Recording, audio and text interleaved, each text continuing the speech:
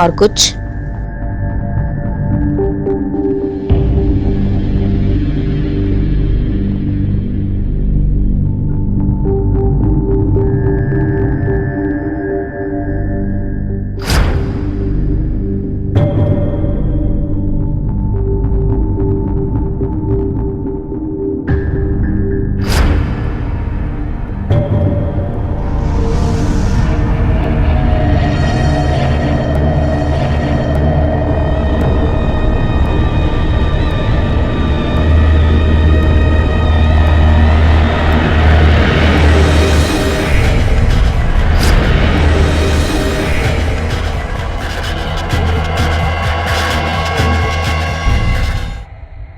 माँ, चाय देना, मैं बाहर हूं। माँ! मेरा अच्छा बच्चा सोनू अब मम्मा के हाथ से खाना खाएगा। मुंह खोलो। सोनू मुंह खोलो। Good boy. करी करी कर। जा रहा हूं मैं। फिर कब आओगे? पता नहीं, देखता हूं। सोनू का जन्मदिन है अगले हफ्ते,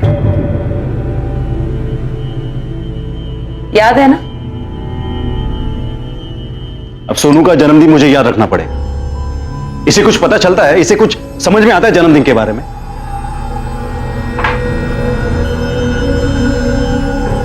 सब समझ में आता है इसे। पिता हो तुम उसके, तुमसे कुछ तो उम्मीद रख सकता है ना? अब तुम फिर से शुरू मत हो जाओ।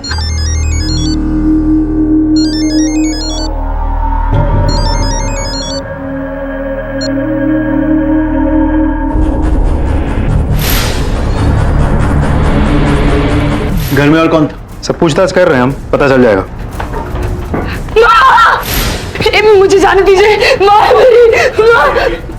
मुझे एक मिनट, आप शांत हो जाइए प्लीज। दक्ष, ये क्या हो गया? माँ ने ऐसा क्यों किया? दक्ष, माँ ने ऐसा क्यों किया? क्या ये वाकई खुदकुशी थी या फिर खुदकुशी की आड़ में छिपी हुई एक हत्या? जिस दिन लता की मौत हुई उस दिन वो बहुत व्याकुल, बहुत परेशान सी नजर आ रही थी। क्या इस बात का उसकी मौत से कोई ताल्लुक था? अपने पति की मृत्यु के बाद लता ने अकेले ही अपनी बेटी चारू और बेटे दक्ष की परवरिश की। 16 साल की उम्र में ही चारू ने घर की सारी जिम्मेदारियां अपने कंधों पर उठा ली और अपने से 4 साल छोटे भाई दक्ष को पढ़ाया लिखाया, बड़ा किया। बेशक इस छोटे से परिवार ने कई मुश्किलों का सामना किया और फिर ये अचानक इस तरह से लता की मौत क्यों? वास्तव में लता की मौत सिर्फ एक शुरुआत थी, एक ऐसी आंधी की जिसकी भनक तक किसी को नहीं थी। No, not a suicide. ये खुदकुशी हो ही नहीं सकती क्योंकि बॉडी पर स्ट्रगल के निशान हैं और विक्टिम मरना नहीं चाहती थी, आखिरी दम तक लड़ने की कोशिश की है। ये देखिए, सर के पीछे घाव भी है। पहले सर पर मारकर बेहोश किया गया है। आत्महत्या करने वाला लेफ्ट टू राइट में काटता है और यहाँ राइट टू लेफ्ट में काटा गया। इसका मतलब विक्टिम ने खुद नहीं, किसी और ने इनकी कलाई काटी। नहीं सर, मेरी माँ कभी अपने आप को नहीं मार सकती सर, ऐसा नहीं हो सकता सर। सर, मेन डोर के लॉक के साथ छेड़खानी हुई है, लेकिन आसपास रहने वाले लोगों में से किसी ने कुछ नहीं देखा। सीसीटीवी? कोई सीसीटीवी नहीं है सर।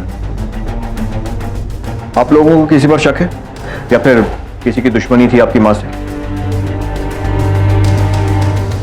दीदी तुम ही बोलो। नहीं, यूं ही किसी पर इल्जाम नहीं लगा सकते। देखिए, हो सकता है अभी कोई बात जरूरी ना लगे, लेकिन आगे चलकर वही इंफॉर्मेशन काफी काम की हो सकती है। कोई भरोसा नहीं है तो बताइए। मेरा पति, मतलब पति था, अब तलाक हो चुका है। रमेश, उसने धमकी दी थी। सर छोड़ दीजिए मुझे। सर मैंने कुछ नहीं किया। सर तुम दोनों सर धोखेबाज हैं, ये लोग झूठे हैं सरासर। ये झूठे तो तुम हो जो अपनी बीवी पर जबरदस्ती करते हो। साहब, ये आए दिन मेरी बेटी को मारता पीटता है। और धमकी किसको दे रहा है बे? क्या हालत कर दी मेरी दीदी की, जेल में सड़ेगा समझा भी। हिम्मत तो आना, तुझे बताता हूं मैं। हाँ बोलो। चला, देख लूंगा तुम लोगों को वापस आके। मैं कह रहा हूं, तुम देख लूंगा तुम लोगों को मैं। साहब कुछ ना ये लोग के घर में चलता ही रहता है। और उनकी बेटी है ना, क्या नाम है, धारा नहीं, हाँ चारू साहब, वो जब भी ये घर में आती थी ना, इनके घर में झगड़ा होता ही था साहब। चारू ने तो पूरे घर का खर्चा उठाया है सर, अपने भाई को बड़ा किया। उसका भाई है ना सर दक्ष, थोड़ा निकम्मे टाइप का है। वो अपने बहन के पैसे उड़ाता है और अपने मायके का खर्चा वो भी सब खुद ही उठाती है। साहब, एक हफ्ता पहले ही तो रमेश जेल से छूट के आया है और 2-3 दिन हो गए तो घर से बाहर ही है। घर में आता है तो मोहल्ले वाले ताने मारने लगते हैं। जीना हराम कर दिया साहब उसका। शादी करके फंस गया बेचारा। चारू, उसकी माँ और उसका भाई, तीनों ने मिलकर उसकी जिंदगी हराम कर दी है साहब। धोखा दिया है उसे। बीवी पे हाथ उठाने के जुर्म में उसे अंदर बंद करवा दिया। गलत क्या किया? घरेलू हिंसा जुर्म है, पता है आपको? कहाँ साहब वो किसी पे हाथ उठाता था। झूठ है सर। रमेश का बाप भी रमेश की तरह मेरी बहन के कैरेक्टर पे उंगली उठा रहा है सर। उन्होंने किसी का कुछ गलत नहीं किया सर। रमेश को गुस्सा आता, वो चारू दीदी पर हाथ उठाता सर। इसी बात को छुपाने के लिए दोनों बाप बेटे मिलकर झूठ बोल रहे थे सर। तुम्हारे घर में झगड़े क्यों होते थे, खासकर जब चारू मिलने आती थी? सर मेरी वजह से। क्यों? सर मेरे पास जॉब नहीं थी, इसलिए जब भी चारू दीदी घर पे आती थी मेरी माँ मुझे ताने देती थी कि मैं दीदी के ऊपर बोझ बना हुआ हूँ, लेकिन दीदी हमेशा मेरी साइड लेती थी सर। इसी बात को लेकर दोनों में झगड़े होते थे। तो वो झगड़े भी सुनने को नहीं मिलेंगे सर। सर शक तो सीधा रमेश पर ही जाता है, क्योंकि वारदात वाले दिन से वो गायब। उसके सारे फोटोज हमने चारों तरफ सर्कुलेट कर दिए, लेकिन अभी तक ट्रेस नहीं कर पाए। अभी एक हफ्ता पहले ही जेल से छूटा है, इसीलिए उसके पास कोई मोबाइल फोन भी नहीं है जिसके जरिए हम लोकेशन ट्रेस कर पाए। सर कोई बाहर का ही आदमी है जो मेन दरवाजे का लॉक तोड़ के अंदर आया है। मतलब पूरी प्लानिंग के साथ मर्डर किया गया है। तो मुझे तो चारू के प्रति इस अशोक पर भी शक है। चारू पर उसके मायके की पूरी जिम्मेदारी थी, इसीलिए अशोक को गुस्सा आता होगा कि चारू का पूरा ध्यान मायके पे था। हाँ, लेकिन अगर ऐसा होता भी तो बात करता, झगड़ा करता। सीधे चारू की माँ का खून, और वो भी इतनी प्लानिंग के साथ। अगर कोई और एंगल निकलता भी है तो उस पर शक कर सकते हैं, पर खुद पे काम करो। इस पूरी फैमिली का कच्चा चिट्ठा निकालो और इस रमेश को ट्रेस करते रहो। Okay sir.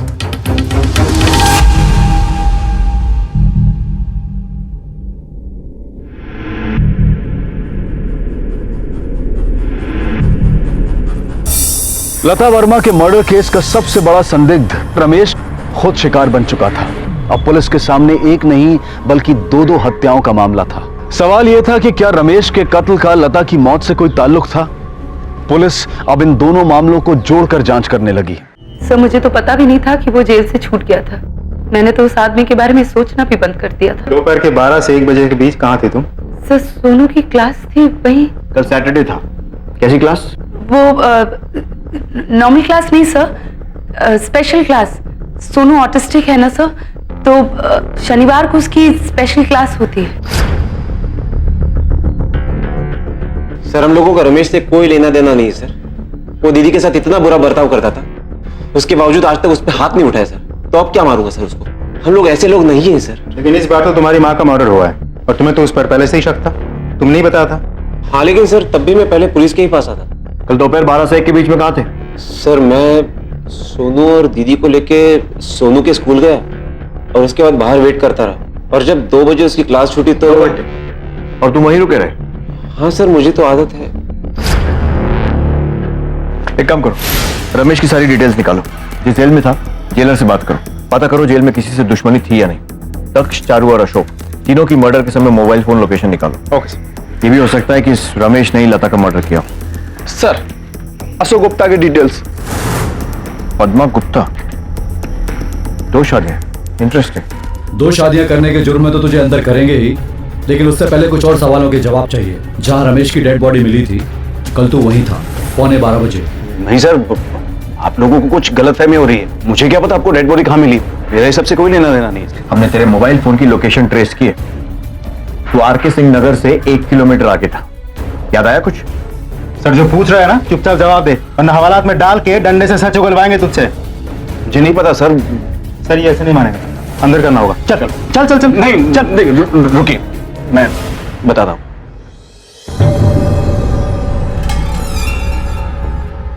वो अशोक,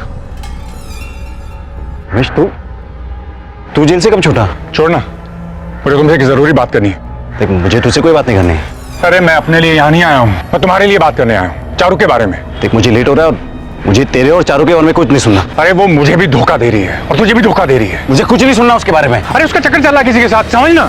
फिर क्या हुआ? फिर कुछ नहीं सर, मैं निकल गया वहां से। उसने तुझे इतनी बड़ी बात बताई और तू बस निकल गया वहां? हाँ सर, अब उसकी बात का कौन भरोसा करता? क्या पता वो मेरे और चारू के रिश्ते को तोड़ने के लिए झूठ बोल रहा हूँ। और तुझे चारू पर कभी शक नहीं हुआ? नहीं सर, क्योंकि रमेश शायद मेरी ही बात कर रहा था। सर, चारू और रमेश की शादी के पहले और बाद भी मैं और चारू बात तो करते ही थे कि मैं सर चारू से सालों से प्यार करता था। रमेश के बारे में मुझे बस इतना ही पता है। तूने और कुछ नहीं देखा था? नहीं सर, मैंने बताया ना, मुझे काफी लेट हो रहा था, मैं सच में आसपास किसी को नहीं देख पाया।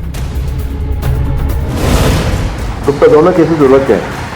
रमेश के पास मोटिव था लता को मारने का। अगर इस एंगल को पकड़कर चला जाए तो फिर दक्ष और चारू दोनों के पास मोटिव था रमेश को मारने का, अपनी माँ की मौत का बदला लेने के लिए। फिर अशोक था। अशोक के बारे में कुछ भी साफ नहीं कह सकते। बड़ी अजीब सी सिचुएशन है, किसी के भी खिलाफ कोई सबूत नहीं है। सर, हम जब अशोक के साथ बात कर रहे थे, उसकी बीवी को देखा था आपने? बहुत गुस्से में थी। बात करो उससे, पता करो कि ये गुस्सा सिर्फ पति की दूसरी बीवी के लिए था या कुछ और भी। Okay sir. हेलो,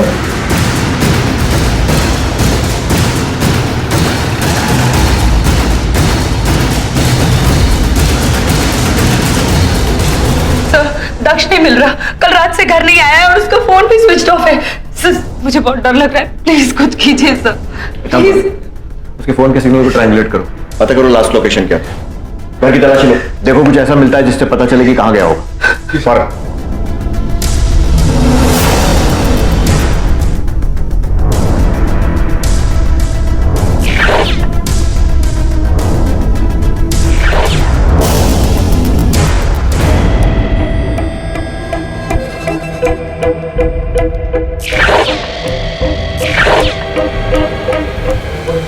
बेटा, सोनू नाम है ना तुम्हारा?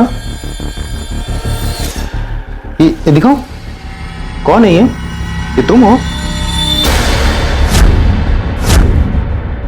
क्या हुआ, इतना डरे हुए क्यों हो? सोनू, सोनू रुक जाओ, सोनू। बेटा, आखिरी बार दक्ष को कब देखा था? जी कल। दीदी, मैं पूजा के लिए पंडित जी से बात करके आता हूँ, नहीं तो वो चले जाएंगे। ठीक है। अच्छा, वो जो मंदिर के बगल वाली जो दुकान है ना, वहां से सामग्री भी लेकर आना। पैसे है ना तुम्हारे पास? हाँ, पैसे। ठीक है। लेकिन वो नहीं लौटा। सब मेरी कुछ समझ में नहीं आ रहा है।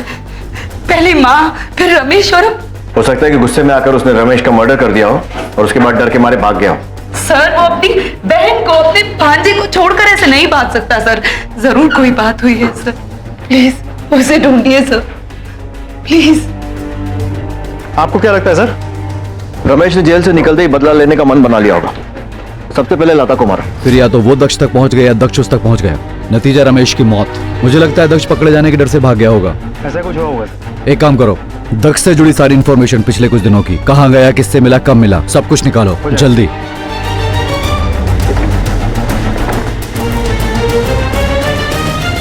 तुम्हें हमारी जरा भी परवाह नहीं है ना? पहले माँ के साथ जो कुछ भी हुआ और अब दक्ष गायब है और तुम अब भी वही हो ना? अरे बात को समझो जरा। देखो, पुलिस की नजर है मुझ पे, खासकर इन दो शादियों की वजह से। कैसे आओ मिलने?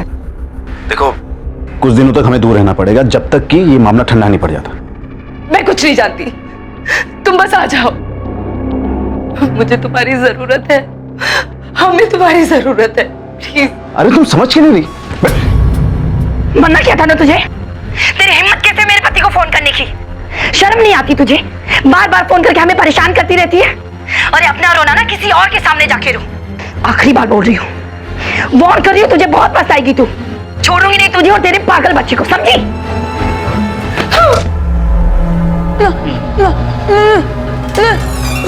क्या है? मम्मा मम्मा मम्मा मम्मा, अकेले नहीं खेल सकते क्या?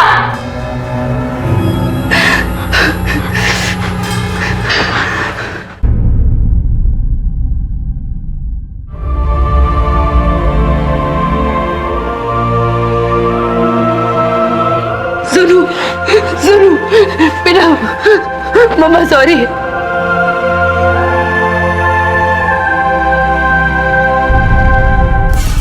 सर, दक्ष के डिटेल्स जो आपने मंगवाए थे, पिछले 24 घंटों से उसका मोबाइल फोन स्विच ऑफ आ रहा है।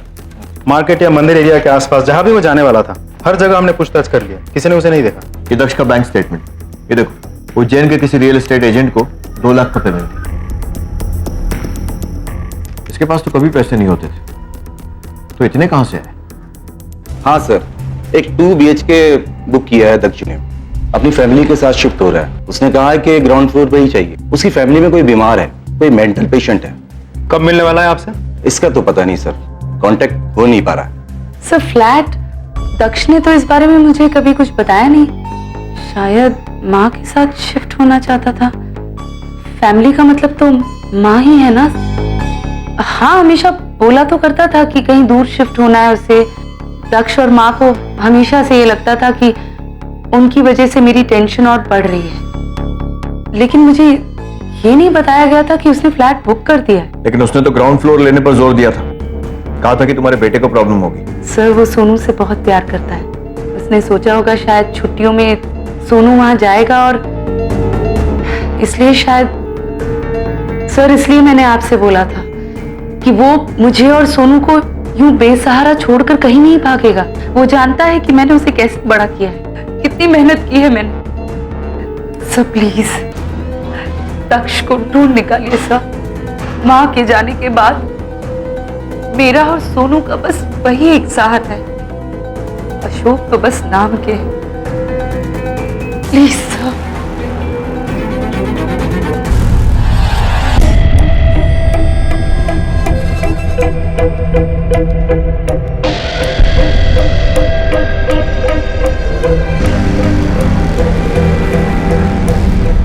सर आपको वाकई लगता है इसे कुछ नहीं पता इस बारे में?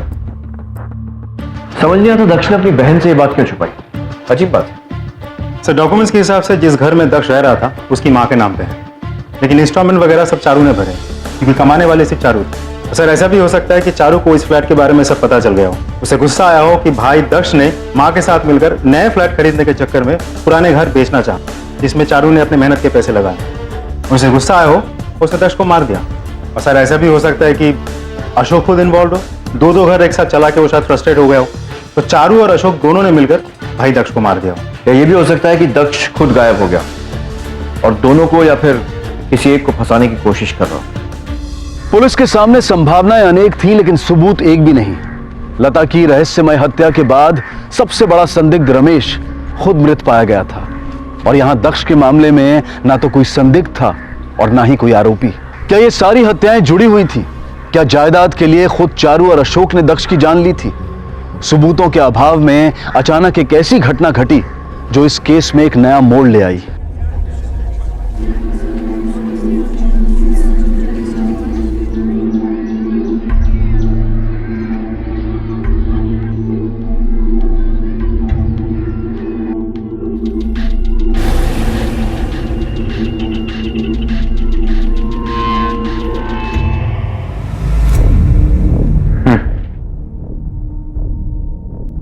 सर ये मोबाइल, घड़ी, पर्स, ये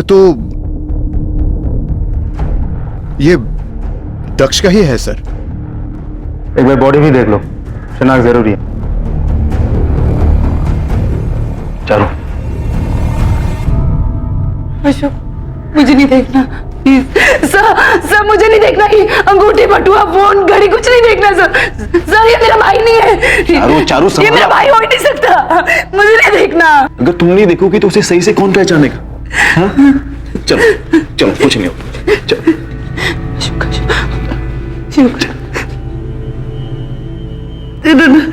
नहीं पहले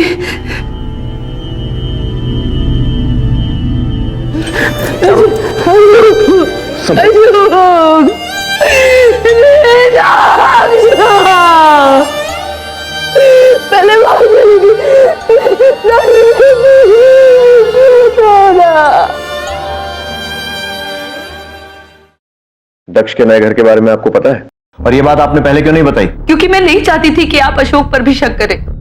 मैं अशोक को नहीं खोना चाहती थी सर। वैसे भी एक एक करके सबको तो खो चुकी हूँ मैं अशोक से बहुत प्यार करती हूँ सर। मैंने सपने में भी नहीं सोचा था कि अशोक दक्ष को नुकसान पहुंचा सकता है। लेकिन क्या?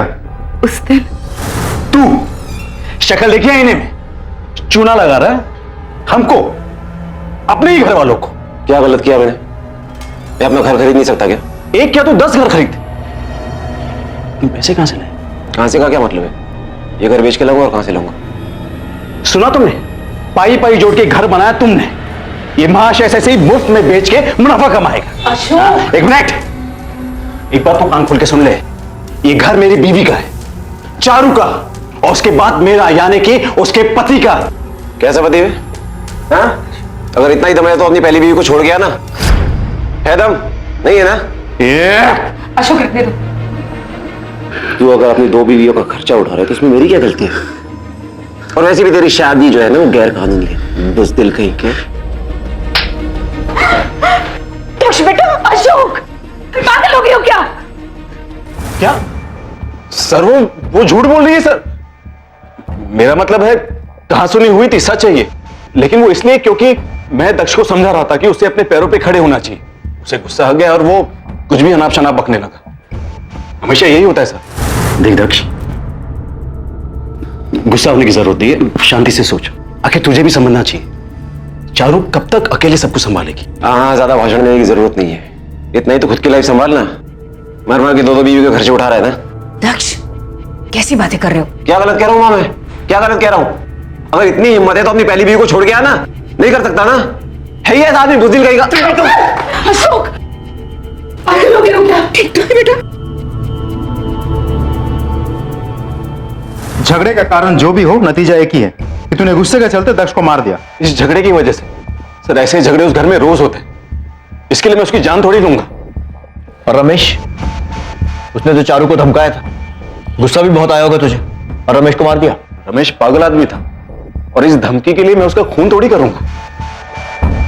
वैसे भी उससे बड़ी वजह तो दक्ष और चारू के पास थी उसे मारने की। कौन सी वजह? वही जो तूने पहले बताई थी कि रमेश का मानना था कि चारू का किसी और के साथ संबंध है। हाँ, अरे उसका चक्कर चल रहा है किसी के साथ, समझना। मैंने आप लोगों को पूरा सच नहीं बताया सर। उसने मुझे इसके अलावा और भी कुछ बताया था। अशोक, सोनू मेरा बेटा नहीं है। क्या? हाँ, यही मैं तुझे बताना चाह रहा था कि चारू शादी से पहले ही प्रेग्नेंट थी। मुझे तो बाद में पता चला, उसकी माँ और भाई को पहले ही पता था। ये लोग बदतमीज हैं और जलील हैं, इसलिए मैं ये शादी जो है ये तोड़नी चाह रहा था। क्योंकि जैसे मैं कुछ कहता तो सच बाहर आ जाता। इन्होंने मुझ पर झूठा इल्जाम लगा के मुझे जबरदस्ती अंदर करवा दिया। कहते हैं कि मैं उसके साथ जबरदस्ती करता हूं। बुज़दिल था वो, अपनी जिम्मेदारियों से भाग रहा था। भगोड़ा। रमेश सोनू की जिम्मेदारी कभी निभाना ही नहीं चाहता था, इसलिए ऐसा कह रहा था वो।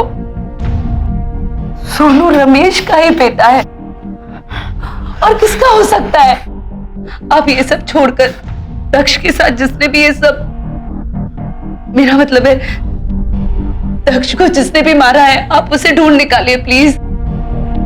इन सब चीजों के बीच हम दोनों की जिंदगी तो जैसे रुक ही गई है।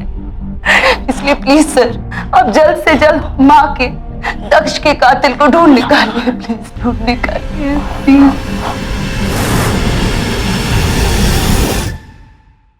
सर, कोई तो पॉइंट है जो हम मिस कर रहे हैं। देखा जाए तो एक ही पैटर्न है। लता के मर्डर का शक रमेश पर गया, रमेश की मौत हुई। रमेश के मर्डर का शक दक्ष पर गया, हमें दक्ष की डेड बॉडी मिली। उसकी जली हुई लाश का स्कल और चेहरे की हड्डियां काफी हद तक दुरुस्त पाई गई हैं। उन्हें भोपाल भेजने का इंतजाम करो। Sir, Bhopal? Central forensic lab की ब्रांच है वहां पर। एक्सपर्ट से उन हड्डियों के जरिए 3D फेशियल मैपिंग करवाओ और चेहरे का स्केच बनवाओ, फिर उसे दक्ष के चेहरे के साथ मैच करके देखते हैं। Okay sir.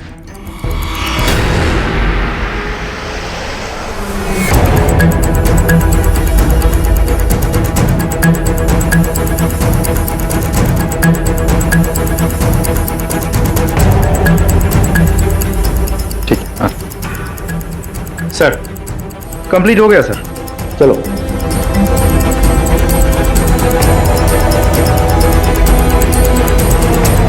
सर, ये तो बिल्कुल मैच नहीं करता। इसका मतलब यह है कि वो बॉडी दक्ष की थी ही नहीं और दक्ष अभी तक जिंदा है। सर, ये कुछ दोस्त और पड़ोसियों के भी बयान मिले। उनके मुताबिक दक्ष पैसों को लेकर बहुत मायूस था। अपनी माँ के साथ उसकी अनबन भी चल रही थी। सर, ऐसा तो नहीं कि उसी के चलते उसने अपने माँ को मार दिया हो और अब नकली डेड बॉडी का नाटक करके अपनी बहन को नुकसान पहुंचाना चाहता हो। गुप्ता, अगर ये एंगल सही होता तो नकली डेड बॉडी हमें चारू के मर्डर के बाद ही मिलती, ताकि इन्वेस्टिगेशन बंद हो जाए और दक्ष भी बच जाए। Right sir. क्या सोच रहे हैं सर? सोच रहा हूँ कि कहीं चारू ही तो अपने भाई के साथ मिलकर ये सब नहीं कर रही। खैर चारू इन सब में इन्वॉल्व हो या ना हो, उसकी जान को शायद खतरा हो सकता है। Okay sir. क्या दक्ष जिंदा है? मैंने कहा था सोनू से कि दक्ष मामा जिंदा है, सबसे कहा था, किसी ने विश्वास ही नहीं किया। इसका मतलब दक्ष ने खुद अपनी मौत का नाटक रचा। लेकिन क्यों? पैसे के लिए, प्रॉपर्टी के लिए। और आपको भी थोड़ा सावधान रहना होगा। मुझे नहीं सर, मुझे थोड़ी। सर आप कह रहे हैं कि दक्ष ने ये सब किया, क्यों किया मैं नहीं जानती, लेकिन वो मुझे और सोनू को नहीं सर, कभी नहीं सर। वो हम दोनों को कभी नुकसान पहुंचा ही नहीं सकता। भाई है मेरा, सोनू भांजा है उसका।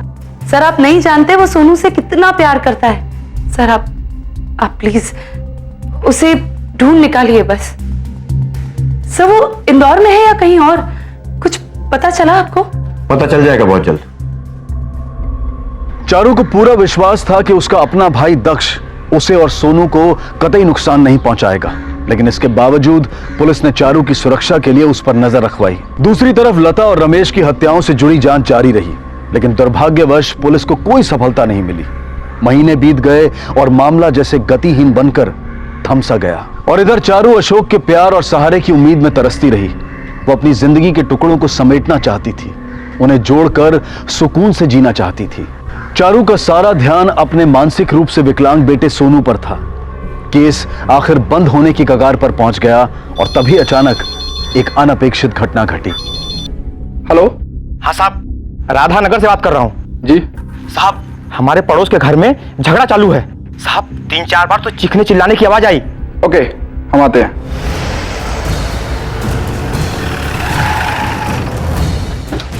आपने फोन किया था? हाँ सर मैंने फोन किया था।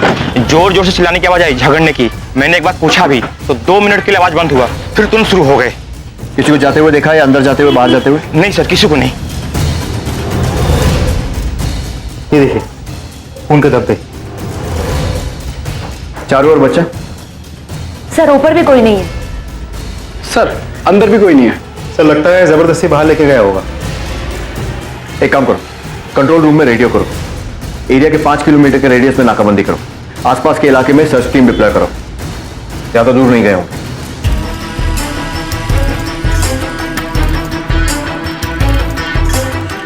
सर मुझे तो कुछ नहीं पता। आपने कुछ देखा था?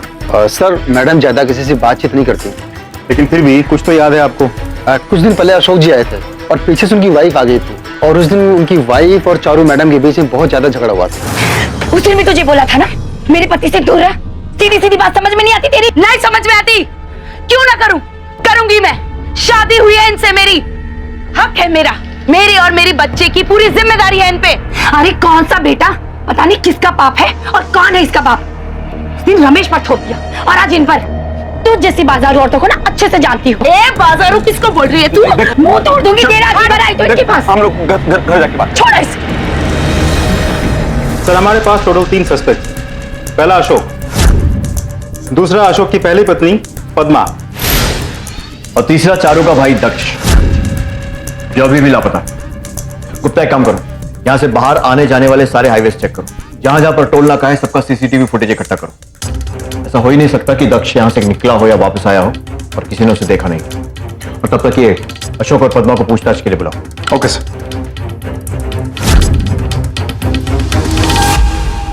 सर मुझे कुछ नहीं पता सर। मैं सच कह रहा हूं सर। देख, अगर पता चला ना कि तूने कुछ भी छुपाया है, घसीट कर उल्टा लटका कर उगलवाऊंगा। मैं सच कह रहा हूं सर, मुझे कुछ नहीं पता सर। रमेश सही कह रहा था सर। अरे उसका चक्कर चल रहा है किसी के साथ, समझ ना। चारू का कहीं और चक्कर चल रहा है सर। फिर यही बात थी तो हमसे छुपाई क्यों? क्योंकि सर तब तक भी मैं चारू के साथ ही रहना चाहता था सर। मैं 16 साल का था तब से उससे प्यार करता हूं। कभी सोचा नहीं था कि उससे शादी कर पाऊं। हमारी शादी को टूटते नहीं देखना चाहता था सर, लेकिन अब वो खुद ही चली गई। और उसके लिए भी लोग मुझे पे उंगली उठा रहे सर। मैं क्यों सबकी गालियां खाऊं सर? सभी को पता चले कि सच क्या है सर। कौन सा सच? सर हम दोनों में रोज झगड़े हुआ करते। चारू कहती थी कि मैं उसे टाइम नहीं दे पाता, लेकिन सच तो यह है कि उसी के पास मेरे लिए टाइम नहीं होता था। रोज उससे मिलने चली जाती थी यार के पास, बेचारे सोनू को अपनी माँ के पास छोड़ के, और सारे मजे करने के बाद जब वापस आती थी तो मुझे ही गालियां देती। सर मैं ये सब बर्दाश्त नहीं कर पा रहा, मेरा दिमाग घूम रहा था सर, मैं पागल हो रहा था कि क्या हो रहा है मेरे साथ। सर ड्रामा क्यों कर रहा है? सच ये है कि बच्चा संभाला नहीं जा रहा था तुझसे, खासकर इसलिए क्योंकि वो तेरा बच्चा नहीं था, है ना? एक बात बता, तूने ही कहा था ना कि चारू से तेरे संबंध रमेश से शादी होने से पहले से थे, तो बच्चा तेरा भी तो हो सकता है। नहीं सर, ये नहीं हो सकता, क्योंकि हम लोग कभी उस हद तक गए नहीं सर। वो छूने ही कहा देती थी, ना शादी के पहले और ना शादी के बाद। अशोक झूठ मत बोल। झूठ नहीं बोल रहा सर, आपको चाहिए तो वो टेस्ट करवा लो सर, डीएनए। अब डीएनए टेस्ट की बात कर रहा है? हाँ, तब जब बच्चा गायब हो गया, बहुत शातिर है। कमीनी गायब होने के बाद भी पीछा नहीं छोड़ रही। सर, आप हम पर क्यों शक कर रहे हैं? मेरे और मेरे पति का कुछ भी लेना देना नहीं उस गिरी हुई औरत से। सर, आप जानते नहीं हैं, वो बहुत चालाक औरत है। अरे जानबूझकर गायब हुई है ताकि मुझे और मेरे पति को फंसा सके। तो दरअसल बात यह है कि अशोक उससे और उस फालतू की शादी से छुटकारा पाना चाहता था, बस इसीलिए बदला ले रही है वो, क्योंकि अशोक उसके चंगुल से निकलकर मेरे पास वापस आ गया था। मेरे पास बच गई, वरना मेरे हाथ आती ना तो उसकी गर्दन पर उड़कर रख देती। मुझे नहीं लगता कि इन दोनों का लेना देना है चारू के गायब होने से। नहीं है सर, क्योंकि जब मैंने उसके घर के आसपास जाके पूछताछ की तो पता चला कि किसी ने भी वारदात वाले दिन उन दोनों को घर से निकलते हुए या घर को लौटते हुए नहीं देखा। मतलब वो दोनों घर पे ही थे। मतलब अब रह गया दक्ष, या तो उसी ने चारू को गायब किया है या फिर चारू से बचने के लिए कहीं चली गई है सारा नाटक रचा के। सर, टोल नाके की सीसीटीवी फुटेज। कहाँ की फुटेज है सर? जबलपुर हाईवे की।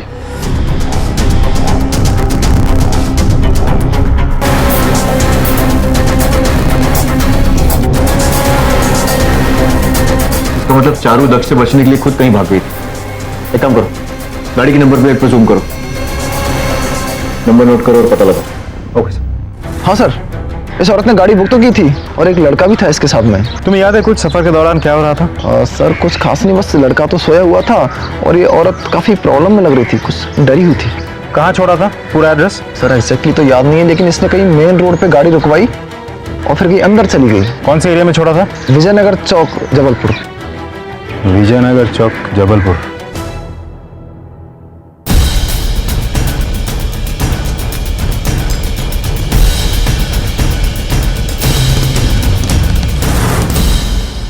चारू, इसका बेटा ऑटिस्टिक, इलाज कराने के लिए किसी ना किसी क्लिनिक में तो जाती होगी। इस इलाके में जितने भी डॉक्टर्स हैं उनकी लिस्ट मिल सकती है, खासकर ऐसे जो कि चारू के बच्चों जैसे पेशेंट से डील करते हैं। हो जाएगा सर। गुड।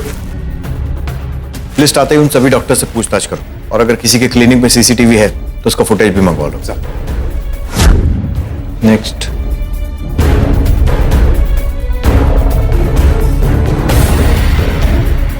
बॉस,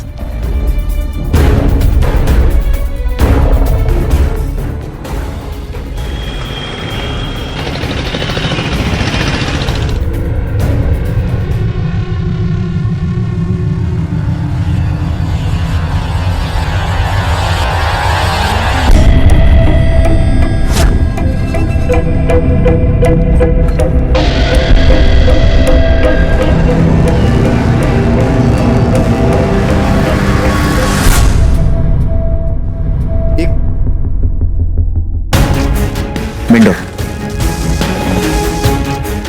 बेटा क्या देख रहे हो?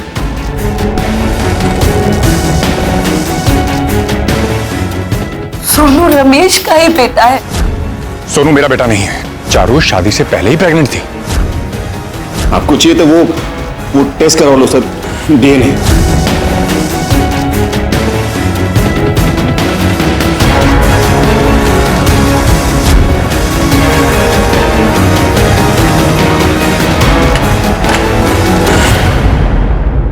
कौन है यार? सर आपका सामान। जाओ जाकर देख, जाओ ना, मैं तो तुम्हारे पास ही हूँ, जाओ। 2 BHK बुक किया है दक्ष जोशी। फैमिली के साथ शिफ्ट कर रहा है। माँ के साथ शिफ्ट होना चाहता था। फैमिली का मतलब तो माँ ही है ना।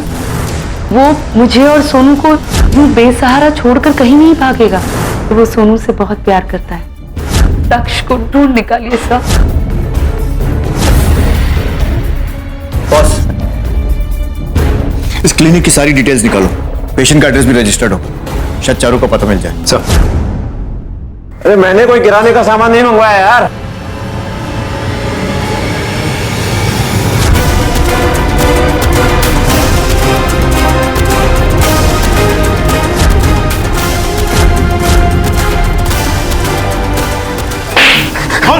तू नहीं मारा ना रमेश को?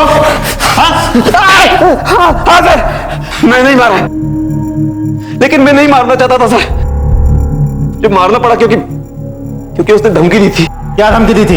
यही कि वो चारू दीदी के किसी के साथ नाजायज संबंध होने की बात दुनिया को बता देगा, और अगर ये बात सामने आती तो किसी न किसी को पता चल ही जाता कि वो इंसान मैं ही हूं। और अगर ऐसा होता तो मैं और चारू दीदी अलग हो जाते, और ये मैं होने नहीं दे सकता था सर। हाँ, मैंने ही दक्ष की मदद की थी माँ को रास्ते से हटाने में। अरे घर बनाया मैंने, और हमें पैसे देने से इनकार कर रही थी। मेरी अपनी माँ धमकाने लगी थी, दुनिया को बताना चाहती थी हमारे रिश्ते के बारे में। यही कि तुम्हारे अपने सगे भाई के साथ संबंध थे। मैं और दक्ष एक दूसरे से प्यार करते हैं, सच्चा प्यार। यह हमारी बदकिस्मती है कि हमें यह सब दुनिया से छिपा कर करना पड़ता है, लेकिन उससे कुछ बदलता नहीं है। अरे सगा भाई हुआ तो क्या हुआ, जितना प्यार उसने मुझे दिया है ना, मेरे किसी भी पति ने नहीं दिया आज तक। अरे वो तो अचानक मां ने उस दिन देख लिया, वरना सब कुछ ठीक होता। चारू कहाँ है? शायद ऊपर होगी।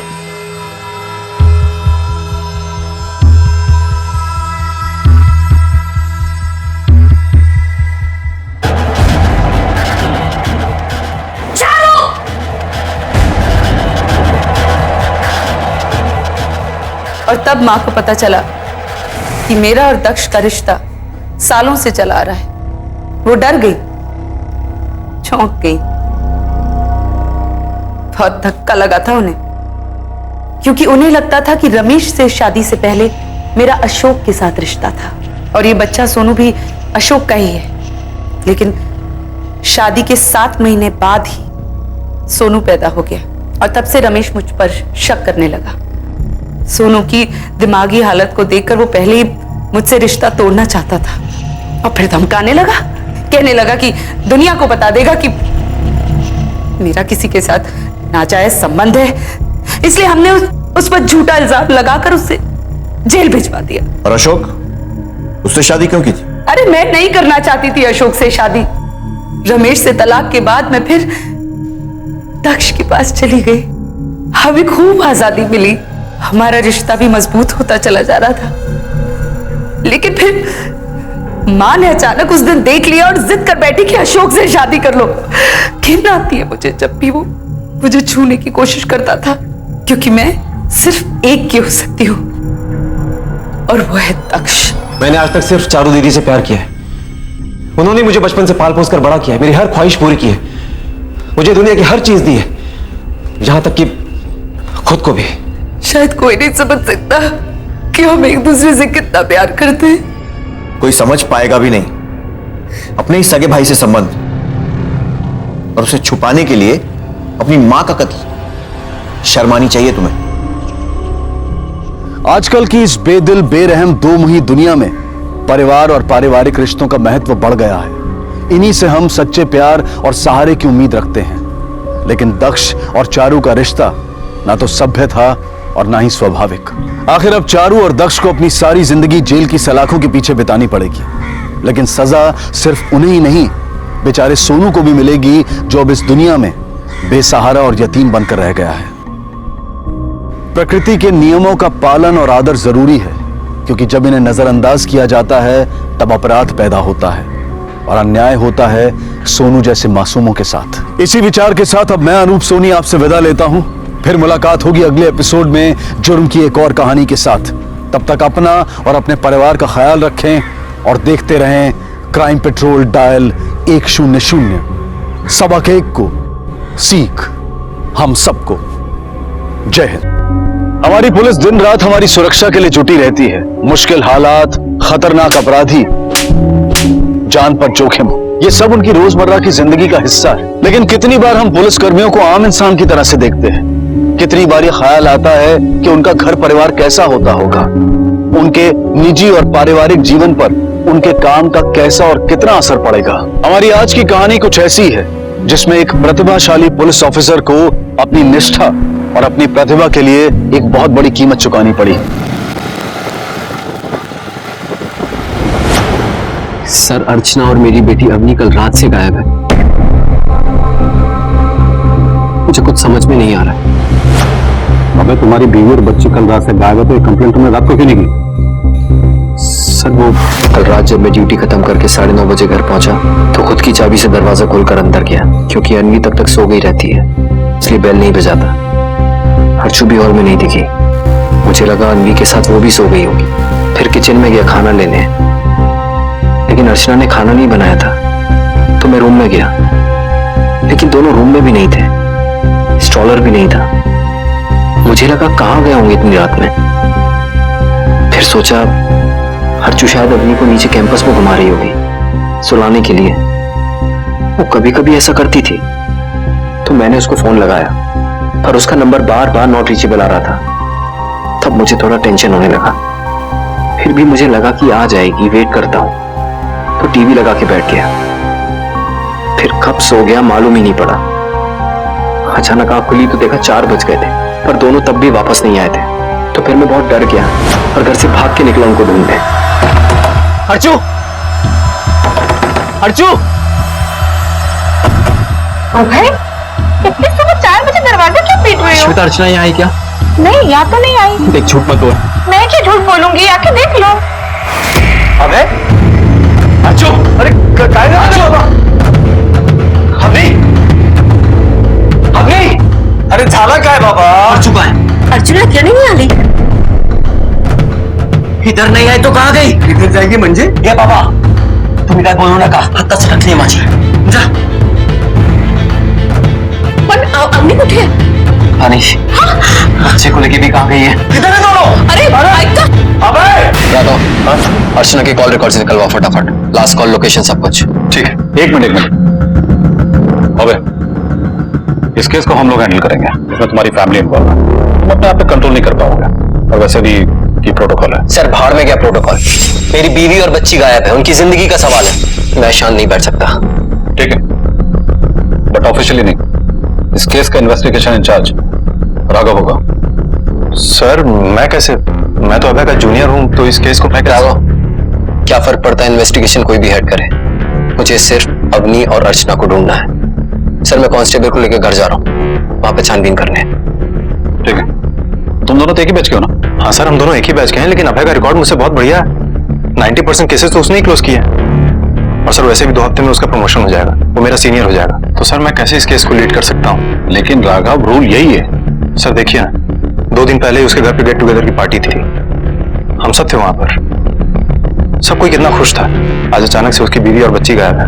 यकीन ही नहीं होता सर।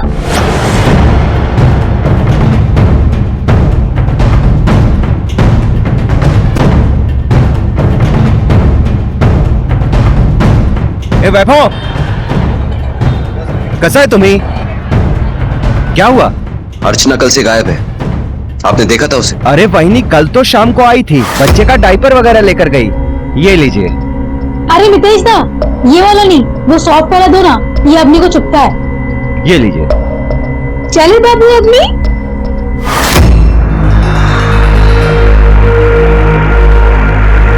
तो फिर कहाँ गई होगी इसके बाद? हम लोग घर जाके दूध पियेंगे।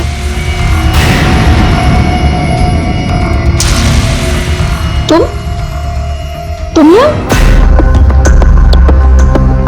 अभय, 2 मिनट बैठ के सांस तो लो। हम लोग ढूंढ रहे हैं ना, मिल जाएंगे। नहीं बैठ सकता मैं, कुछ तो गड़बड़ है, कुछ अंदर से लग रहा है। क्या गड़बड़ है? साहब, हमारी बच्ची के बारे में पता चला? देखिए आप लोग चिंता मत कीजिए, हमारी पूरी पुलिस टीम लगी हुई, जल्दी पता चल जाएगा। ये सब इसकी वजह से हुआ है। ये मेरी बच्ची को इतना तंग करता था कि वो परेशान होकर घर छोड़कर भाग गई। बार बार आप मेरे को क्यों बोल रहे हैं कि मेरी वजह से हुआ है? अबे हाथ दुख रहा है मेरा। चल क्या रे कि तू छोटी छोटी बात पे अपना घर छोड़ के मायके क्यों बैठ जाती है? हाँ चल चल। मैं नहीं आ रही। अरे अबे जबरदस्ती करने से झगड़ा खत्म नहीं होगा। थोड़ा बैठ के ठंडे दिमाग से बात। ये बाबा तुम बीच में मत बोलो कि हमारे बीच की बात है, समझा? चल हाथ छोड़ मेरा। जब तक तू नहीं बदलेगा मैं नहीं आएगी तेरे साथ। क्या बदलना है? हाँ मैं वही हूं जिससे तूने शादी की थी, कुछ नहीं बदला हूं। तू भी जानता है मैं किस बारे में बात कर रही है।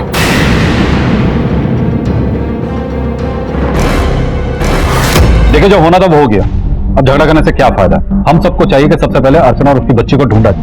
हम लोग लगे हुए हैं, जैसे कुछ पता चलेगा आप लोगों को बता दिया जाएगा। फिलहाल आप लोग जाइए। और अबे तुम अपने गुस्से पे काबू रखना सीखो। सर अर्चना के फोन रिकॉर्ड्स आ गए। सर अर्चना के कॉल रिकॉर्ड से पता चला है कि उसकी लास्ट लोकेशन गणेश नगर की थी। एक नंबर से अर्चना को काफी कॉल्स आते थे और वो नंबर किसी विनोद कुडपकर के नाम का है। ये देखिए। विनोद? सर ये तो उसके कॉलेज का फ्रेंड था। और सर कॉल रिकॉर्ड से ये भी पता चला है कि इस विनोद का एड्रेस भी गणेश नगर में ही है और पिछले कुछ दिनों में अर्चना ने भी इसे काफी कॉल्स किए थे। सर दोनों साथ में पढ़ते थे और अभी इंटरनेट पे कुछ दिन पहले टच में आए थे, इतना पता था मुझे, पर ये नहीं पता था कि वो उससे मिलने जा रही थी। अबे राघव, तुम दोनों विनोद की जन्म पत्री निकालो। ठीक है सर।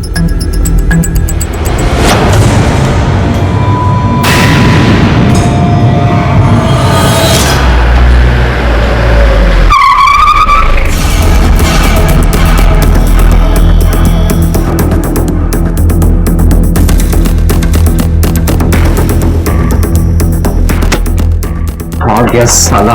अबे वॉचमैन से बात करते हैं। विनोद कुडपकर को जानता है? हाँ साहब। कहाँ है वो? साहब कल शाम को वो बाहर गए। कैसे गया? टैक्सी, ऑटो या खुद की गाड़ी थी? साहब उतना ध्यान नहीं है मुझे। ध्यान नहीं मतलब? जाते हुए देखा पर ये नहीं देखा कैसे गया? नहीं साहब। अंधा है क्या? अबे आराम से, आराम से। अच्छा सुनो, जैसे ही विनोद आता है हमें इत्तला करो, ठीक है? जी साहब। चलो।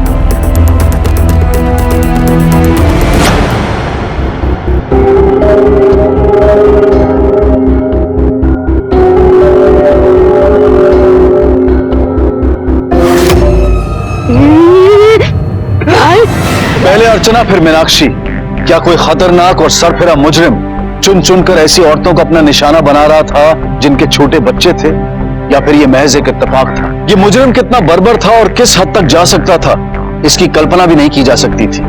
लेकिन अब तक जो बातें सामने आई थी उससे पुलिस के दिमाग में एक सवाल उठा था कि सब इंस्पेक्टर अभय की पत्नी अर्चना के दोस्त विनोद का इस सबसे क्या लेना देना था, और अवनी पर मंडराते खौफ के बादल भी क्या इसी कहानी का एक भयानक हिस्सा है? आखिर अवनी है कहां? सर विनोद के ऑफिस से पता चला है कि वो 2 दिन से छुट्टी पे है और उसका फोन भी बंद है सर।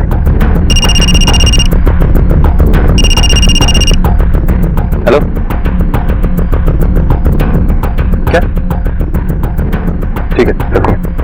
क्या बात है, किसका फोन था? कुछ नहीं सर, वो एक पर्सनल कॉल था। विनोद के फोन रिकॉर्ड्स का डिटेल निकालो। ठीक है सर। सर तो मुझे कंप्लेंट लिखानी है। मेरा नाम मीनाक्षी है। तो मेरे ऊपर एक औरत ने अटैक किया है आर्य रोड मार्केट के पास। देखिए हम लोग कुछ करते हैं, आप फिक्र मत कीजिए। कोई नया डेवलपमेंट राघव? सर मैंने मोबाइल कंपनी से अर्चना के कॉल रिकॉर्ड से विनोद के हर उस लोकेशन की डिटेल मांगी थी जहां जहां से उसने अर्चना को कॉल किया था, लेकिन वहां से कुछ और ही पता चला है सर। क्या? पिछले महीने अभय ने भी उनसे सेम इन्फॉर्मेशन ली थी।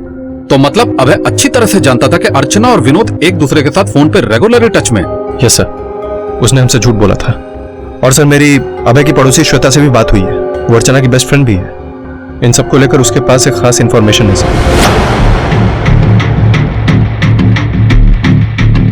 मीनाक्षी ने बताया था अटैकर हमला करने के बाद उस तरफ भागा था। चलो।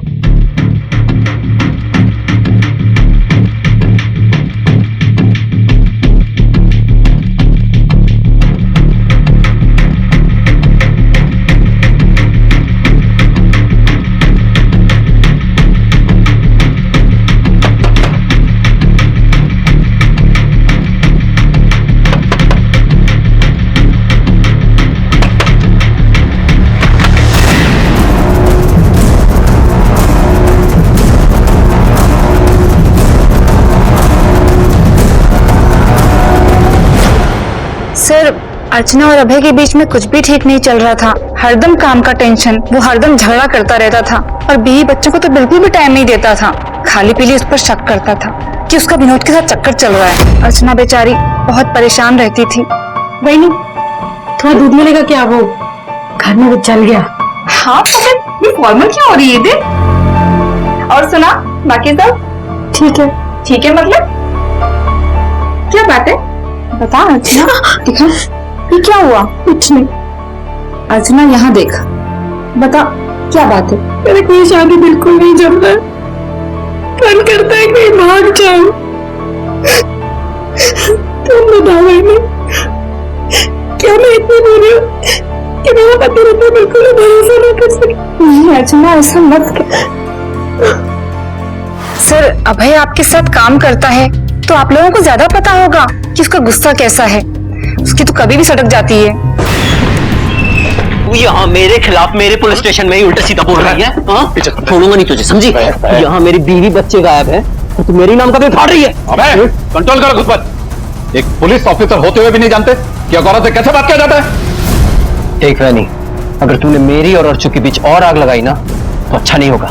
मेरी खोपड़ी सटक जाएगी तो बहुत पछताएगी। संभाल के। अबे तुम खुलेआम एक गवाह को थ्रेटन कर रहे हो। अभी और इसी वक्त इस केस के इन्वेस्टिगेशन से तुम निकाल दिए जाते हो। अब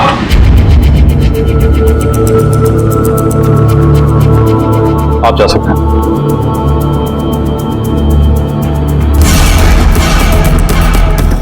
सर, मुझे लगता है कि ये श्वेता सच कह रही है। हो सकता है कि अर्चना सच में अभय से बहुत दुखी हो, इसीलिए विनोद के साथ भाग गई हो। या कहीं ऐसा तो नहीं कि अभय ने ही अपनी बीवी और बच्ची का मर्डर? अभय जिसकी पत्नी और बच्ची लापता थे, फरियादी भी था और अभियुक्त भी। पुलिस को अपने ही साथी के खिलाफ केस बनाना था, उसे रंगे हाथों पकड़ना था, क्योंकि अब तक जितने भी सबूत और गवाह सामने आए थे वो अभय की ओर इशारा कर रहे थे। पुलिस हर कदम पर यह सवाल कर रही थी कि क्या अभय अपनी ही पत्नी और छोटी बच्ची को नुकसान पहुंचा सकता है। अर्चना और उसकी बेटी अवनी की गुमशुदगी अब तक पुलिस के लिए एक पहेली बनी हुई थी।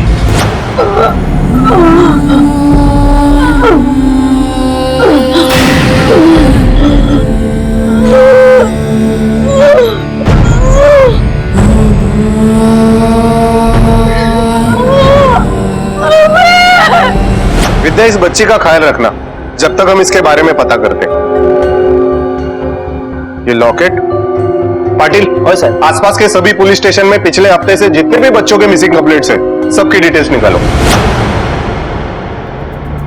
सर, ये टोटल 12 केसेस हैं जो बच्चे के डिस्क्रिप्शन से मैच होते हैं।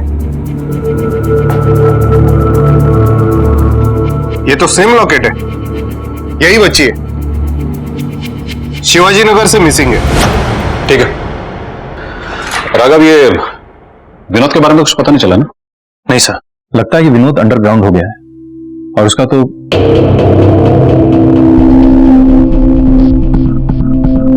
सर, मैं कल के अपने बिहेवियर के लिए माफी चाहता हूं। मुझे इस केस से मत निकालिए। अर्चना की जिंदगी का सवाल है। नहीं, मैं इस केस में तुम्हें दोबारा नहीं रख सकता। ये मेरा फाइनल डिसीजन है। कल का तुम्हारा बिहेवियर बहुत ही शर्मनाक था। तुमने झूठी स्टेटमेंट दी कि तुम्हें अर्चना और विनोद के कॉल डिटेल्स के बारे में जानकारी नहीं थी। झूठ क्यों बोला? सर, अर्चना कुछ टाइम से परेशान लग रही थी पर मुझे नहीं बता रही थी, तो उसकी सेफ्टी के लिए मैंने वो कॉल रिकॉर्ड्स निकाले। मैं तुम्हारी प्रॉब्लम समझ सकता हूं, लेकिन तुम्हारे बिहेवियर की वजह से मैं मजबूर हूं। अब जब तक ये केस ऑन है, तुम लीव पर रहोगे। Excuse me sir. हेलो, क्या? ग्रेट, ठीक है, हम अभी आते हैं। सर, अभय, कैलाश नगर पुलिस स्टेशन से फोन था, तुम्हारी बच्ची अपनी मिल गई है।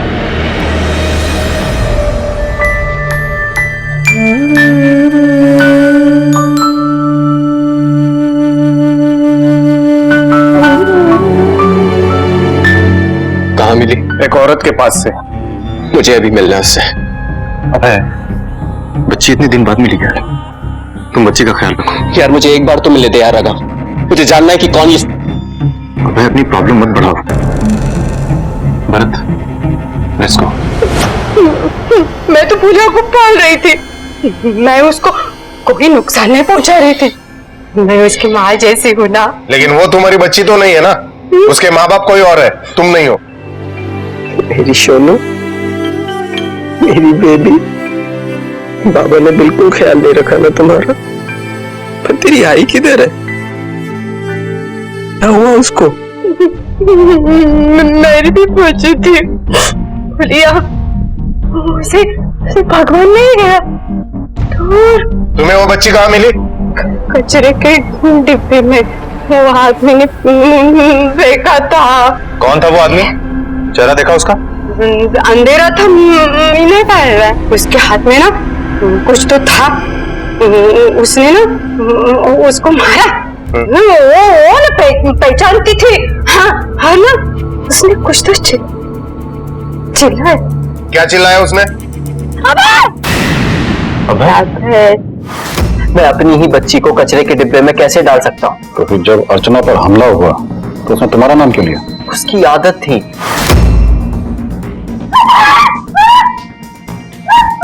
काय झाला? वो घबराहट में मेरा ही नाम चिल्लाती थी, चाहे मैं घर पर हूं या ना हूं। It was just an impulsive reaction sir. अबे तुम एक सस्पेक्ट हो। जब तक ये केस सॉल्व नहीं हो जाता, अपना आईडी और सर्विस वेपन सरेंडर करो। सर, मेरी बीवी मिसिंग है। मैं हाथ पर हाथ रख के नहीं बैठ सकता, चाहे वर्दी हो या ना हो। अपना सर्विस वेपन सरेंडर करो एंड गेट आउट।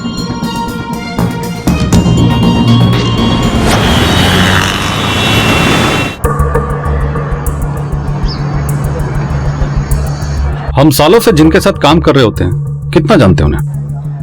अभी अभय के केस को लो, कितना ब्रिलियंट ऑफिसर है। कौन कह सकता अपनी वाइफ पर उसने अटैक किया होगा? नहीं सर, मैं मान ही नहीं सकता कि अभय ऐसा कुछ कर सकता है। एक काम करो सर, अभय पर 24 घंटे नजर रखो। ठीक है सर।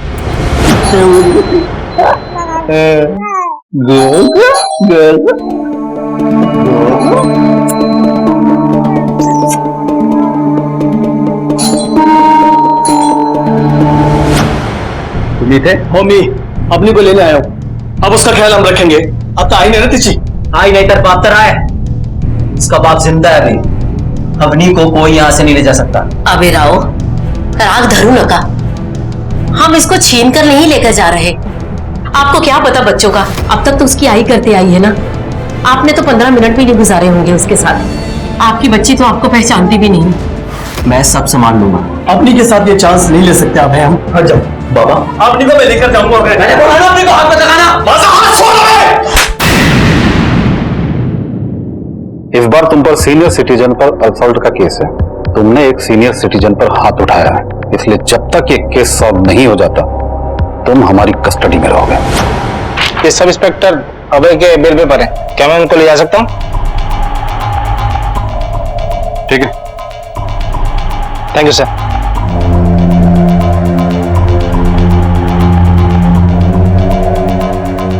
राघव सर, अभय पे कड़ी नजर रखो।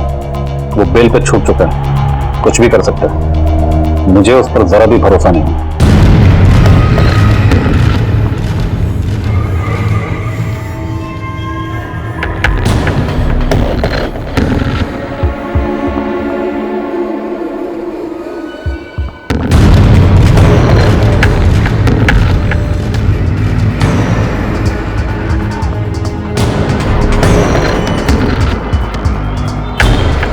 हमने अभय पे पिछले 48 घंटे से नजर रखी हुई है, लेकिन उसकी एक्टिविटी कोई खास नहीं है सर। रोजमर्रा के सामान लेने के लिए वो घर से बाहर निकलता है। लेकिन राघव, ये मत भूलो कि वो भी एक पुलिस वाला है। वो अच्छी तरह से जानता है कि हम कैसे सोचते हैं। कुछ टाइम के लिए कुछ नहीं करेगा ताकि उस पर से हमारी नजर हट जाए, लेकिन हमें पूरे टाइम चौकन्ना रहना पड़ेगा। ठीक है सर।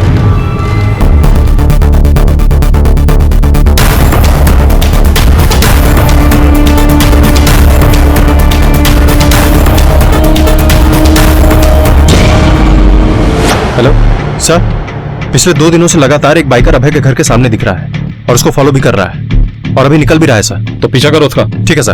ओके, थोड़ा जल्दी। इसका नंबर नोट डाउन करो। सर MS02PF758 सर फास्ट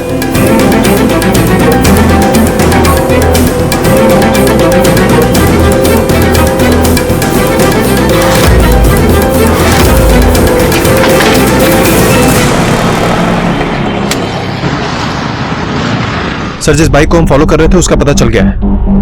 दरअसल वो विनोद के नाम पे रजिस्टर्ड है। सर कहीं ऐसा तो नहीं कि इन सब के पीछे विनोद का ही हाथ हो? लेकिन विनोद क्यों अर्चना को नुकसान पहुंचाएगा? कहीं ऐसा तो नहीं कि विनोद अभय को नुकसान पहुंचाने की मौके की तलाश में हो? उसे फौरन ढूंढ के निकालो, लेकिन अभय को बिल्कुल पता नहीं चलना चाहिए। इस विनोद को अभी तक पकड़ तो नहीं पाया, लेकिन इतना तो तय है कि वो इसी शहर में है। हेलो, ठीक है सर, कंट्रोल रूम से फोन था। विनोद ने अभी अभी अपना एटीएम कार्ड यूज किया है भवानी नगर मार्केट में। गाड़ी घुमाओ।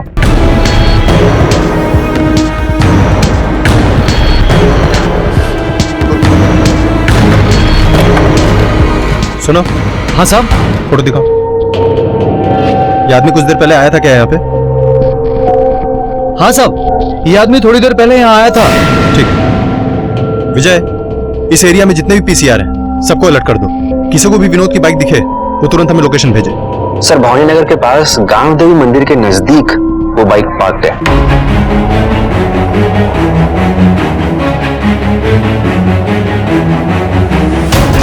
हम बाइक के पास हैं।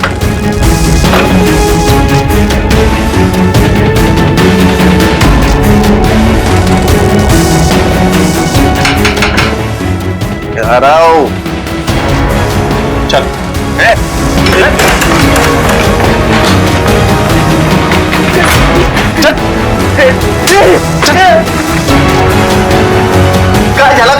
कौन हो तुम लोग? बताते हैं कौन है। चल। तो पुलिस को लेकर भागा क्यों? सर मुझे थोड़ी पता था कि ये भाव पुलिस में। मुझे लगा उस अभय ने मुझे मारने के लिए गुंडे भेजे, इसलिए भागा था सर। तो चुपके क्यों बैठा था? सर वही सर, अभय एकदम येड़ा है वो।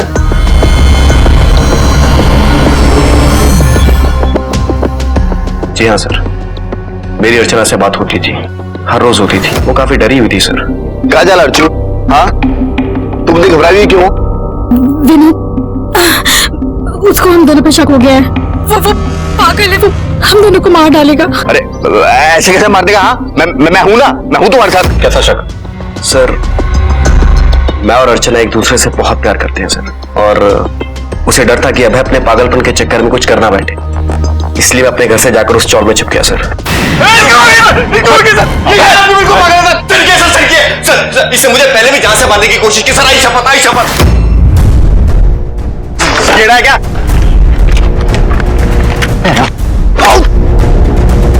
कान खोलकर सुन, अगली बार बोलूंगा नहीं, हड्डी तोड़ूंगा।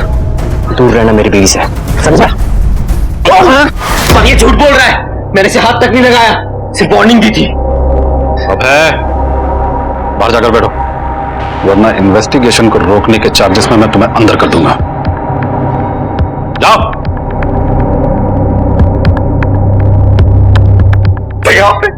देखा ना सर, इसकी खोपड़ी हमेशा सटकी रहती है। और तो दूध का दूल्हा। बैठ। Thank you sir. अच्छा तू ये बता, अभय का पीछा क्यों कर रहा था? सर मुझे लगा उसने अर्चना को कुछ कर दिया है। मैं सिर्फ इतना ही पता करना चाहता था कि आखिर मेरी अर्चना है कहाँ। अच्छा, तो तू हीरो बन के खुद ही निकला था अर्चना को ढूंढने? और क्या करता सब मैं? तुझे अगर अर्चना की इतनी फिक्र थी तो तूने हमारे पास आकर उसकी कंप्लेंट क्यों नहीं की? सर अगर मैं कंप्लेंट करता थी तो क्या आप लोग मेरी बात मान लेते? आप सब लोग वर्दी वाले हैं, आप तो उसी की साइड लेंगे ना सर? तेरे पास तो हर बात का जवाब है। अच्छा ये बता, 5 अगस्त को कहाँ था? 6 से 10 बजे के बीच में। 5 अगस्त मैं शायद बीच पर था। हाँ सर, मैं बीच पर था, कंफर्म। अकेला बैठकर दारू पी रहा था। उस दिन मुझे अर्चना की बहुत याद आ रही थी और वो मुझसे मिलना नहीं चाहती थी, तो मैं दारू लेकर बीच पर चला गया। ठीक है, अभी तो तू जा सकता है, लेकिन शहर छोड़कर बाहर जाने की कोशिश मत करना। जी सर। Thank you sir.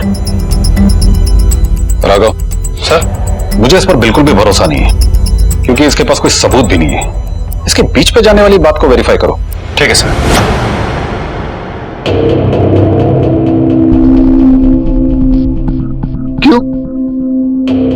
कैसा लग रहा है सस्पेंड होकर? अब कैसे दिखाएगा अपनी वर्दी का तो? ना ना हाथ लगाने की कोशिश भी मत करना, क्योंकि अब तेरे पास कोई वर्दी नहीं बची है खुद को बचाने के लिए, समझा? वैसे मैं सब सुना तेरे बारे में, अच्छा हुआ तेरे साथ। सर वहां से पता चला है कि विनोद सच बोल रहा था, क्योंकि वहां के लोगों ने उसे बीच पे जाते देखा है। वो बीच पर और कितनी देर रुका ये तुमने पूछा नहीं? सर विनोद और अर्चना के बारे में कुछ बातें पता चली हैं। विनोद के सोशल नेटवर्किंग अकाउंट से, और मैंने उनके दोस्तों से बातचीत की है। उनके दोस्तों ने बताया कि कॉलेज के समय से ही विनोद अर्चना को लाइक करता था, लेकिन अर्चना ने अभय को चूज किया। और एक बात पता चली है सर, 2 महीने पहले ही विनोद की सगाई हुई थी किसी अर्पिता नाम की लड़की से। एंगेजमेंट तक सब कुछ ठीक था, सब कुछ नॉर्मल था। 6 महीने बाद शादी की डेट की बात चल रही थी कि अचानक। अरे मुझे मेरा पहला प्यार वापस मिल गया है। ऐसे में तुमसे शादी करना गलत होगा ना? होगा या नहीं? वैसे तुम्हें एक बात बताऊं, वो शादीशुदा है पर वो खुश नहीं है और बहुत जल्द अपने पति को छोड़ने वाली है। वो बिल्कुल पागल था उस औरत के लिए। का नाम बताया? नहीं। ठीक है, आप जा सकते हैं। राघव सर, इस लड़की की बातों से लग रहा है कि वो लड़की अर्चना ही है। सर मुझे तो ऐसा लग रहा है कि अभय सच कह रहा है। हो सकता है कि अर्चना ने विनोद को मना कर दिया होगा, इसीलिए विनोद ने उससे बदला लिया होगा। प्यार में हार बर्दाश्त नहीं हुई होगी उससे। और सर ये बहुत ही स्ट्रांग मोटिव है।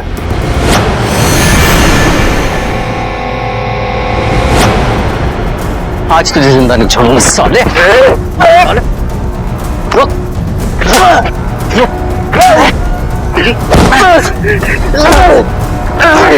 मैं और कितना चुपचाप बैठकर बर्दाश्त करता सर। मेरी बीवी है वो मुझे उसके रेप वीडियोस भेज रहा था सिर्फ ये जताने के लिए कि मैं उसे बचा नहीं सकता। उसे तो मैं जिंदा दफनाऊंगा। अबे मैं तुम्हारा गुस्सा समझ सकता हूं, लेकिन तुम समझने की कोशिश क्यों नहीं कर रही हो? हमारे पास विनोद के खिलाफ कोई सबूत नहीं है। वो चिल्ला रही थी, मुझसे मदद की भीख मांग रही थी, लेकिन आप ये नहीं समझेंगे। विनोद ने तुम्हारे खिलाफ असॉल्ट का केस दर्ज करवाया, अरेस्ट तो तुम्हें करना ही पड़ेगा। देखो हमने अभय को अरेस्ट कर लिया है, वो भी तुम्हारे चार्ज पे। क्या हुआ उससे? वो फिर बिल पर छूट जाएगा और आकर मुझे जान से मार देगा। आप लोग बस पंचनामा बनाते रहना। नहीं सर नहीं, अभी मेरे को पुलिस प्रोटेक्शन चाहिए, चाहिए मतलब चाहिए, वरना मैं अच्छे पुलिस डिपार्टमेंट के ऊपर केस करेंगे। सर हम तुम्हें प्रोटेक्ट करेंगे, लेकिन उससे पहले हमें तुम्हारा मोबाइल चाहिए, चेक करना है। वाह सर वाह, इधर मेरे ऊपर जानलेवा हमला हुआ है और आप लोग मेरे को ही क्रिमिनल के जैसा ट्रीट कर रहा है। आपको मेरा फोन चाहिए ना सर? मैं देगा आपको अपना फोन, पर पहले मजिस्ट्रेट साहब का वारंट लेकर आइए। अच्छा, मजिस्ट्रेट का वारंट देकर देगा फोन? हाँ। ऐसा क्या छिपा रहा है? अबे तुम्हारा फोन चाहिए, फौरन से कभी सुना। मैं नहीं दे सकता, उसमें मेरी बीवी का वो वीडियो है। बात को समझो अबे, ये वीडियो ही हमारे पास एक ऐसा एविडेंस है जिसे आईटी को दिखाकर मैसेज को ट्रेस किया जा सकता है कि कहां से आया। सर अभय को जो वीडियो मिली है उससे ये बात तो कंफर्म है कि अर्चना अभी तक जिंदा है, लेकिन है कहां? उस विनोद पर कड़ी निगरानी रखो। अगर विनोद इन सबके पीछे है, उसके सहारे हम अर्चना तक पहुंच सकते हैं। इस रेपिस्ट की तस्वीर मुंबई के सभी थानों में सर्कुलेट करवा दो और हमारे रिकॉर्ड में सेक्सुअल ऑफेंडर्स की लिस्ट भी चेक करो। सर मैं अभय की बेल कराने आया। अभय पर यह असॉल्ट का दूसरा मामला है, हम उसे इस तरह रिलीज नहीं कर सकते। सर उसे कस्टडी में रखने के लिए आपको मजिस्ट्रेट के ऑर्डर की जरूरत पड़ेगी। फिलहाल ये रहे उनके साइन किए हुए ऑर्डर उनकी रिलीज के लिए।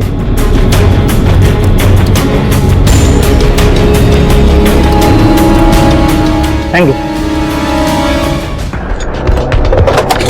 और एक बात सर, हाँ, अर्चना का रेप वीडियो इंटरनेट से भेजा गया था, वर्चुअल सर्वर से। इसका मतलब कि सेंडर ने अपना आईपी एड्रेस मास्क करके रखा था। आईटी टीम को थोड़ा वक्त लगेगा उसको ट्रेस करने में। ये विनोद आईटी बैकग्राउंड से है ना? Yes sir. ये काम वो आसानी से कर सकता है। लेकिन सर वो तो 24 घंटे हमारी नजर में है। तुम एक काम करो, वीडियो में जो रेपिस्ट है उस पर फोकस करो। अर्चना को किडनैप करने से पहले किडनैपर ने उस पर नजर रखी होगी, हो सकता है शायद उसे किसी ने देखा हो। ठीक है सर।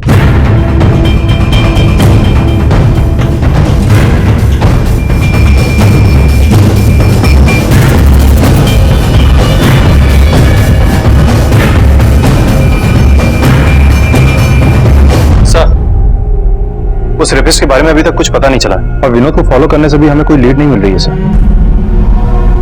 राघव, केस कितना भी पेचीदा क्यों ना हो, सॉल्व तो हम कर ही लेंगे।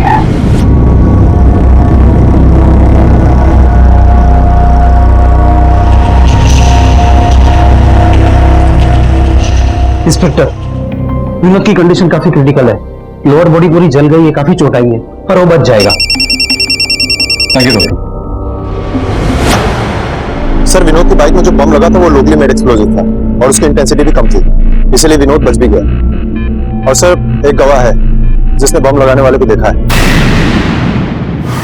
दूसरी बार तुम बिल से छुटकर आए हो, लेकिन इस बार बच नहीं सकते। एक आई विटनेस है जिसने तुम्हें अपनी आंखों से देखा है। ये बहुत ही बड़ा संगीन मामला है। मुझे अपने किए का कोई पछतावा नहीं है। दुख सिर्फ इस बात का है कि वो कमीना बच गया। आपको पता है, पिछले 4 दिन में मुझे अर्चना के रेप के 4 वीडियोस और आए। 4 वीडियो? 4 वीडियो कब आए? तुमने तो हमें एक ही के बारे में बताया था। 3 और आए, अलग अलग लोगों के साथ।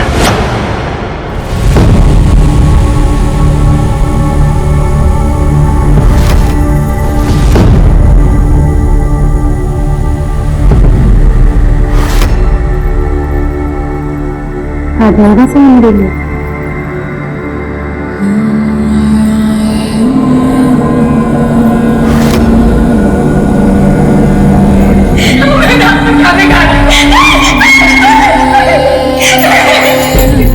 छोटी सी बच्ची।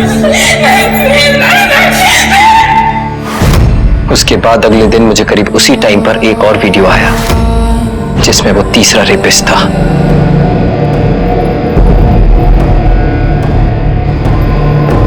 तुमने हमें तुरंत इन्फॉर्म क्यों नहीं किया?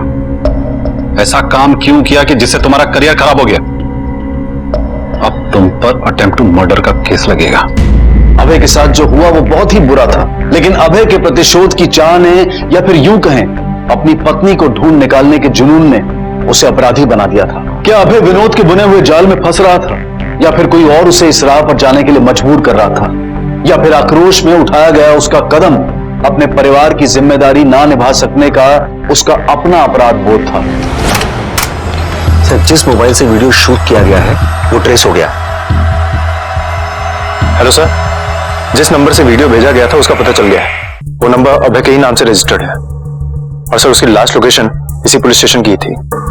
मुझे अब किसी चीज से कोई फर्क नहीं पड़ता। मुझे बस मेरी अर्चना वापस चाहिए। मेरे सर पे खून सवार है, और हाँ, ना ही मैंने कोई नंबर लिया था और ना ही मैंने अर्चना के साथ कुछ किया है। उसने मुझे फंसाया है। विनोद के घर, ऑफिस, सब जगह अच्छी तरह से छान लिया। उसके सारे बयान को अच्छी तरीके से वेरीफाई कर लिया, लेकिन हमें उसके खिलाफ कुछ भी नहीं मिला। सर, जिस मोबाइल से वीडियो अपलोड किया गया है उस मेटाडेटा के हिसाब से 5 अगस्त को वो मोबाइल फोन 7 घंटे के लिए चारकोप गांव में देखा गया है। ठीक उसी समय सर अर्चना किडनैप हुई थी और उसका पहला रेप वीडियो भी बनाया गया था। शायद हो सकता है सर वो अभी भी वहीं है।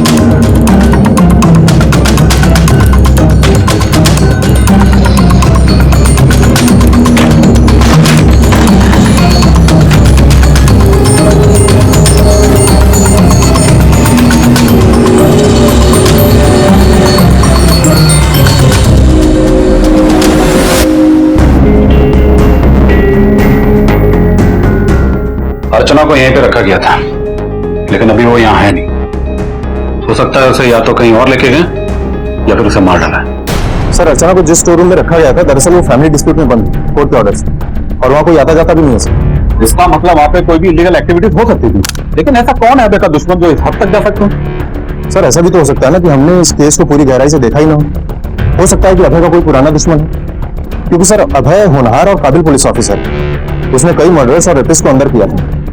कुछ तो बेल पे छूट गए और कुछ बेल पे बाहर लिया। एक काम करो, कांस्टेबल से बोलकर उन लोगों की लिस्ट बनवाओ जिनको अभय ने सजा दिलवाई थी। देखो अगर किसी को शक हो तो। ठीक है sir. Excuse me sir. Hello, क्या?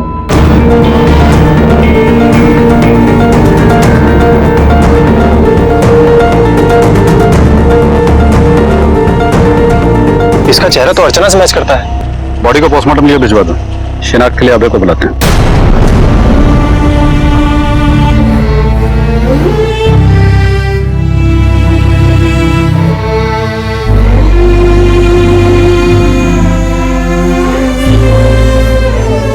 एम सॉरी अर्जू, मुझे माफ कर देना। मैं तुम्हारा ख्याल नहीं रख सका, तुम चिल्लाती रही और मैं तुम्हारी मदद भी नहीं कर पाया।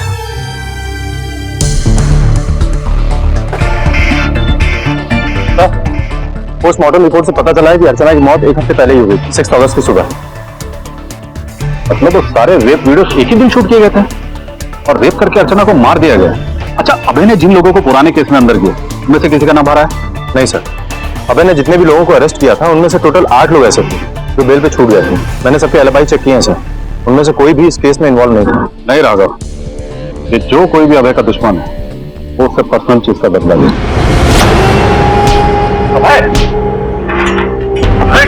क्या कर रहा है ये? छोड़ो।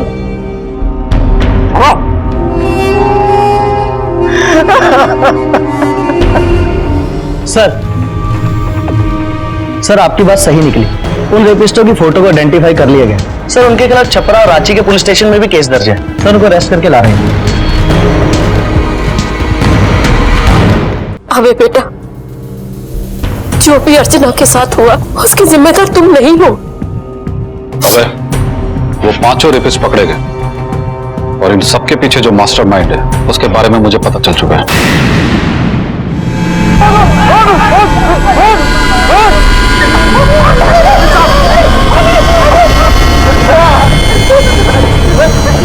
तूने जिन क्रिमिनल्स को पुलिस प्रोटेक्शन देने के बहाने अर्चना का रेप करवाया, उन लोगों ने कबूल कर लिया है कि मास्टरमाइंड तू ही था। क्यों राघव, क्यों तूने एक घिनौना काम किया? अबे तो तेरा बैचमेट था, तेरा दोस्त था, फिर भी वो मेरा कोई दोस्त नहीं था। हम दोनों सिर्फ बैचमेट थे पुलिस ट्रेनिंग एकेडमी में। साला मेरे से आगे निकल गया, मैं पीछे रह गया। सारे प्रमोशंस, जॉब में क्रेडिट सब उसको मिलती थी। यहां तक कि आप भी सारे केसेस उसी को देते थे हैंडल करने के लिए। मैं उसकी हर चीज चाहता था, जो भी उसकी लाइफ में सब मुझे चाहिए था। मैंने कोशिश भी की थी गेट टुगेदर पार्टी में। एक्सक्यूज मी,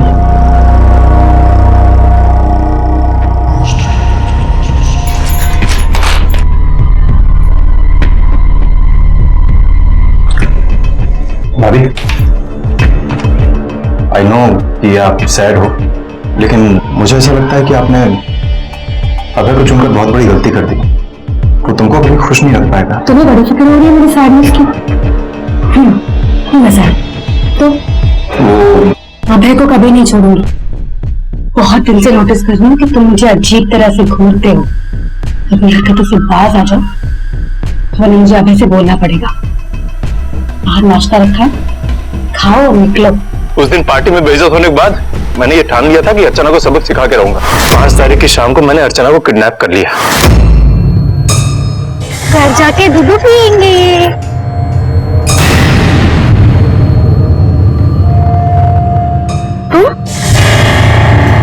जो इंसान दूसरे की तरह बनना चाहता है वो सिर्फ इसलिए क्योंकि उसकी खुद की कोई आइडेंटिटी नहीं होती है।